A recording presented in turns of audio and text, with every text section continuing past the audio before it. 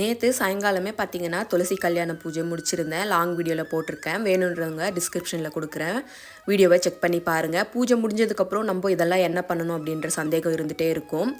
இந்த 365 திரி பார்த்திங்கன்னா நல்லா கருகிடுச்சு. இது கால்படாத இடமா போட்டுடலாம். அதுக்கப்புறம் இந்த நெல்லிக்காய்லாம் பார்த்திங்கன்னா நெல்லிக்காய் சாதம் பண்ணிக்கலாம். அப்படி இல்லைனா நெல்லிக்காய் ஜூஸ் இல்லைனா அப்படியே சாப்பிட்றதா இருந்தாலும் அப்படியே சாப்பிட்டுக்கலாம்.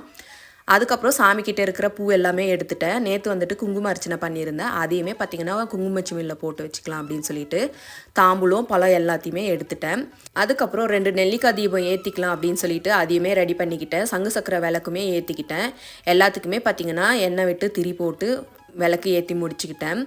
நெய்வேத்தியத்துக்கு 2 வகையான கல்கண்டு பாதாம் தான் வச்சுருக்கேன். அதுக்கப்புறம் தீபதூப ஆராதனை எல்லாமே காட்டி முடிச்சிட்டேன். இன்றைக்கி மதியம் வரைக்குமே திதி இருக்குது. அதனால் பூஜை பண்ணிக்கிறவங்க இன்றைக்கி மதியம் 1 மணி வரைக்கும் இருக்குது, பூஜை பண்ணிக்கோங்க.